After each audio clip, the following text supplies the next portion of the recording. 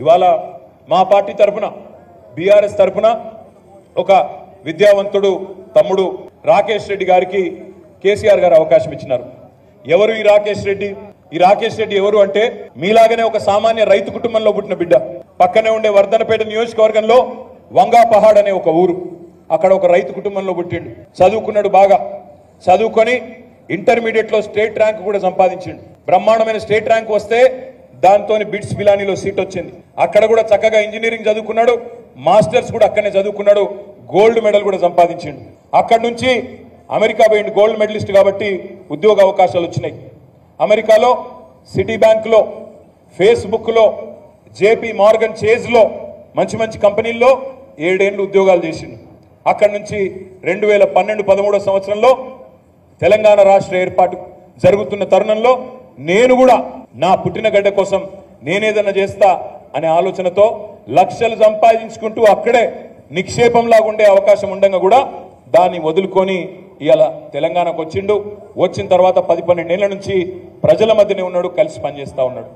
ఇప్పుడు కేసీఆర్ గారు అవకాశం ఇస్తే మీ దయ ఉంటే రేపు గ్రాడ్యుయేట్ ఎమ్మెల్సీగా మీ తరపున గలం విప్పుతాడు. మరి వాళ్ళ అవతల వైపు ఎవరున్నారు? కాంగ్రెస్ పార్టీ అభ్యర్థి ఎవరైనా, ఆయన ఎవరో మీకు బాగా తెలుసు.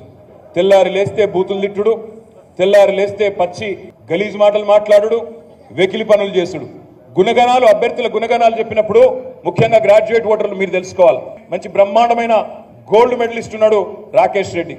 ఇంకో దిక్కేమో మీ మెడలో ఉండే గోల్డ్ గుంజుకునే బ్లాక్ మెయిలర్ ఉన్నాడు. మరి కాంగ్రెస్ పార్టీ నుంచి ఆలోచించుకోండి.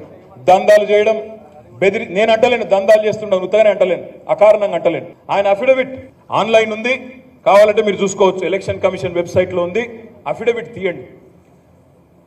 తీన్మార్ మల్లన్న అఫిడవిట్లో ఆయన రాసుకున్నాడు 56 కేసులు ఉన్నాయి ఆయన మీద, క్రిమినల్ కేసులు 56. ఎట్లాంటి కేసులు? ఆడపిల్లల ఫోటోలు మార్ఫింగ్ చేసిన కేసులు, గూగుల్కి వెళ్ళి డౌన్లోడ్ చేసి అమ్మాయిల బొమ్మలు మార్ఫింగ్ చేసిండని పెట్టిన కేసులు, మీ అనుమతి లేకుండా, మీ పర్మిషన్ లేకుండా మీ ఫోన్ నంబర్ని తీసుకుపోయి యూట్యూబ్లో, ఫేస్బుక్లో పెడితే దాని మీద పెట్టిన కేసులు, బ్లాక్ మెయిలింగ్ చేసి దందాలు చేసి బెదిరించి ఒక కుటుంబం మొత్తమే ఆత్మహత్య చేసుకోబోతే ఆ కుటుంబం ఇచ్చిన కంప్లైంట్ మీదకి వెళ్ళి కేసులు.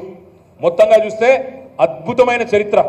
కాంగ్రెస్ పార్టీ ఎంత గొప్ప ఎంచుకున్నదంటే గ్రాడ్యుయేట్ల ప్రతినిధిగా ఒక 56 క్రిమినల్ కేసులు, 74 రోజులు చెంచల్గూడ జైలు జీవితం అనుభవించిన ఒక మహానుభావునికి కాంగ్రెస్ పార్టీ టికెట్ ఇచ్చి మింగట పెట్టింది. మరి నేను మిమ్మల్ని ఒకటే అడుగుతున్నా, గ్రాడ్యుయేట్లకు ప్రతినిధిగా ఎవరుండాలి? ఒక వైట్ కాలర్ వర్కర్ ఉండాలనా? ఒక బ్లాక్ మెయిలర్ ఉండాలనా? ఒక గోల్డ్ మెడలిస్ట్ ఉండాలనా? లేకపోతే ఒక క్రిమినల్ 56 కేసులున్న క్రిమినల్ ఉండాలనా? దయచేసి ఆలోచించండి.